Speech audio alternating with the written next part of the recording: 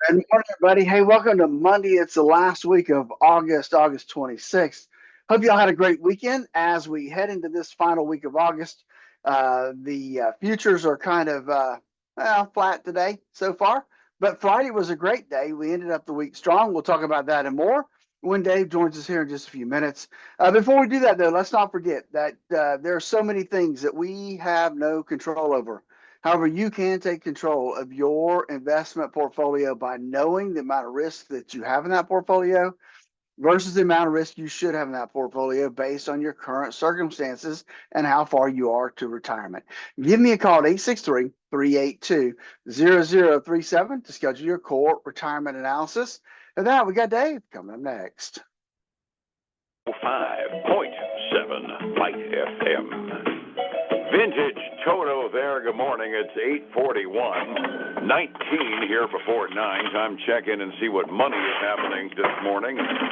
Well, Friday wasn't a bad day. Chairman Powell kind of helped out and said nice things, and you could almost track his speech by the way the markets went. Let's check in with Phillip Statler from Statler Financial Services and get his take on the setting. Mr. Powell went to town and pretty much gave us almost everything we wanted, didn't he, Phillip? Yeah, except for saying how much, right? Everything but that.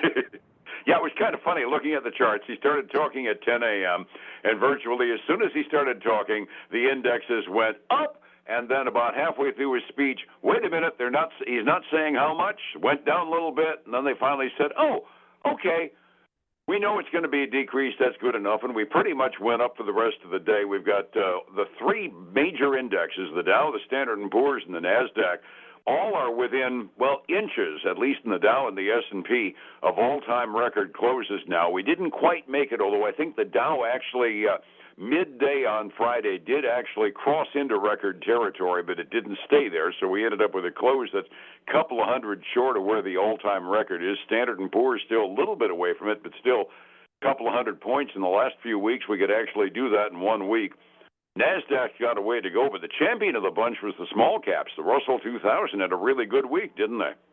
They did. The Russell 2000 futures up 3% last week. So a nice little move for them. Everything else was in the green except for, not the NASDAQ, but the NASDAQ 100. That's the top 100 companies within NASDAQ was actually down about 0.3% last week. And so in the futures market. So everything else slightly, S&P up a little over 0.6. Dow up a little over 0.8%. So, like I said, the only thing was the NASDAQ 100, a little short there. But hey, it's, today, even the NASDAQ 100's falling a little short this morning, and everything else has a little green to it. So, tech's, it's kind of suffering. I don't say suffering, but I think it should take advantage of this lower interest rates for sure, and maybe even get a bump with that. I got to believe the expectation of lower interest rates is going to help. I've got a chart here with the quote Magnificent Seven, and of the entire batch, the only one in the big tech stocks that is really up since July 16th, this thing starts, is Facebook, the Meta people. They're up by about 10% since the middle of July. Nvidia is in green ink, but not by very much. And all the rest of them are actually off by a little bit. The tech sector, if you like a roller coaster ride, the tech sector gives you a real good case of nausea medicine because it's been up and down like a roller coaster for the last 3 months. Well, it has, and let's remember it's had a nice run, especially those top 7. And you have to remember now that one of the things you have to look at is what's the future earnings look like per share. And that's what the investor is going to look at. And when that starts to get pretty high, then investors start to think, okay, maybe I need to take some money off the table here because I don't know that they can produce the earnings needed to justify the share price. And that becomes the sticking point for some of these companies. Absolutely. With the exception of, I think, Microsoft, the guidance from all of these companies, it hasn't been bad, but it's been conservative for this reporting season, hasn't it? Well, yeah, it has been. And that's because we're seeing a slowing economy. And as the economy slows, then we know that the consumer, especially, has to pull back. And as the consumer pulls back, well, that's going to affect the business community as well. And so it's just a domino effect. And we're starting to see that actually be impactful. Absolutely. And as the tech sector goes, so goes indexes like the NASDAQ in the process. That just adds more weight to what the long-term reaction is going to be to the Powell speech on Friday. And the darling of the Magnificent Seven, it's pretty much about the only major stock we got left coming out to report, and that's going to be NVIDIA reporting on Wednesday. We were talking about it before we went on the air. The expectations for NVIDIA almost always border on the obscene. I mean, investors expect NVIDIA to like double and better their revenue, double and better their profits. I mean, this is one of those companies where unless you're a world beater, they're going to beat you up. And I got a sneaky hunch if NVIDIA doesn't beat the street by a pretty wide margin, we've got another roller coaster for the tech sector again, because what happens to NVIDIA seems to happen to everybody else. Well, that's true. And NVIDIA coming out this week, that's going to be a big deal across the board for tech sector, as well as I realize we got Box.com also reports this week, another, file server system. And that's going to be another one that's going to kind of give an indication of how business is going. Absolutely. I mean, I look through this Magnificent Seven, and I look at all of these companies, virtually all of them, Apple, Microsoft, Amazon, Google, Meta, I mean, they're all hanging their hat on artificial intelligence, and NVIDIA being the poster child for artificial intelligence hardware. This is going to be kind of a risky week for those boys at NVIDIA. It's going to be a risky week for all of the CEOs in NASDAQ, just on the grounds that there's so much riding on what one dang stock ends up doing. Everything will skyrocket if NVIDIA does well, and everything will kind of take some profits if NVIDIA doesn't. Well, yeah, and we also have. I'm just kind of scanning through the list today for this week. Salesforce reports this week. CrowdStrike reports this week. That one's going to be kind of interesting with what happened this month, and so that's going to be kind of an interesting earnings report to listen to. Now, CrowdStrike could really be interesting since it was their server-side security software that caused that big glitch we had a few weeks ago in the internet. Offhand, I can't help but believe if they beat the street, we're probably going to have a bit of a reaction in the market. It might not be something cohesive to them beating the street. That's called price gouging. Oh, that's right. Yep. Hey, we screwed up the entire internet, but look at how much money we made last quarter. It's a quiet day today. We're supposed to be getting durable goods orders, and I keep watching my ticker, and it hasn't come through yet. Today and tomorrow are relatively quiet, but we start getting a whole bunch of stuff that'll either confirm or maybe place some doubt in what Chairman Powell said on Friday at the Jackson Hole Summit.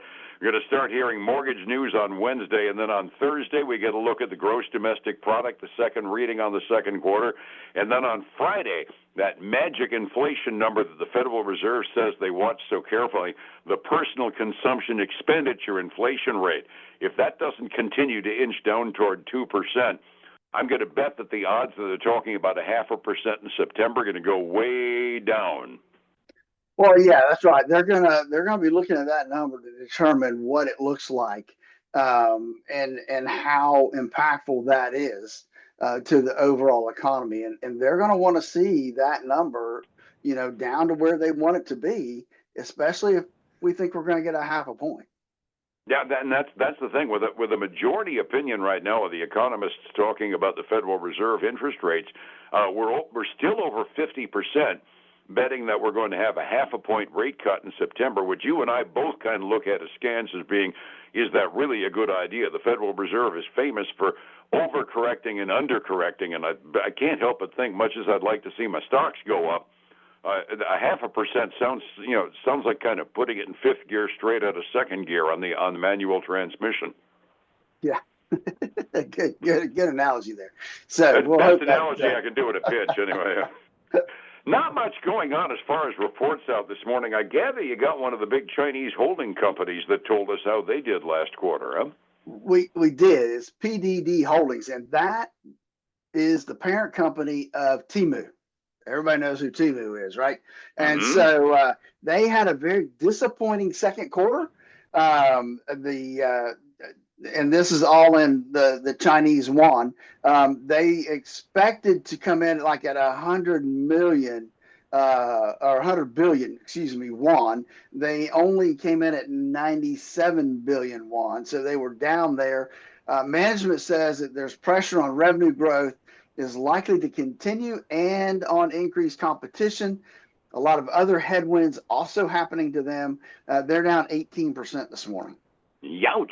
And that you ought to go into the play, too. We're talking China, that their central bank is not doing any great favors as far as loosening up their money supply yet. There was a big news last week that the Chinese central bank declined to drop interest rates, and that put their markets into a bit of a tailspin for the week. So it's probably affecting retail-driven businesses out in China as well. I'm sure, that's, we're all worldwide, we're looking for interest rates to start to fall. Absolutely. Resetting the table for the morning. Up day on Friday off of the Powell speech looked pretty good. The Dow was up by over a full percent. So was the Standard & Poor's, and the NASDAQ up almost 1.5%. After a weekend to chaw things over and try to digest what they got on Friday, how are we doing 45 minutes early on a Monday? Still a little mixed, Dave. We got the Dow up between a tenth and 0.2%.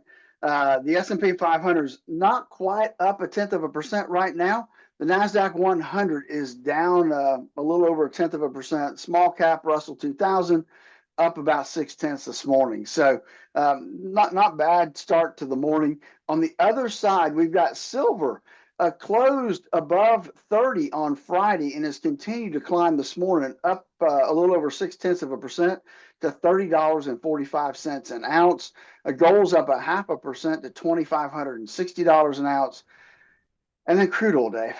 I don't know what you did, but it's trying to get back to 80 and it's climbing fast. Up 3% this morning to $77.08 a barrel. Well, poop, and I need gas. Of course you do. My timing invariably stinks on the price of oil.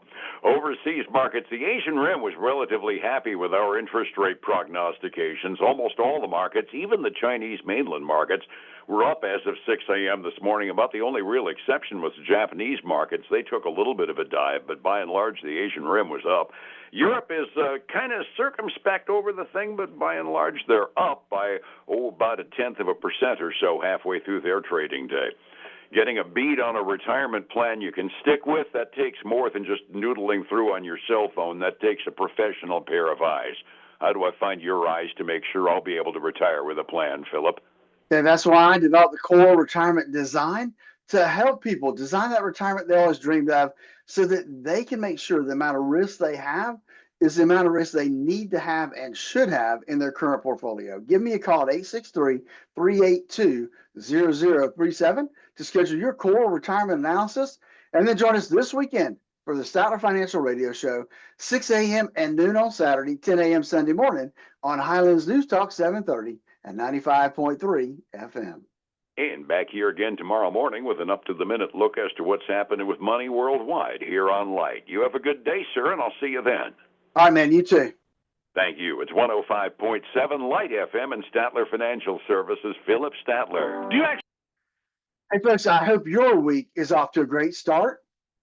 Join me again tomorrow, same time, same place. Until then, have a great day. Bye now.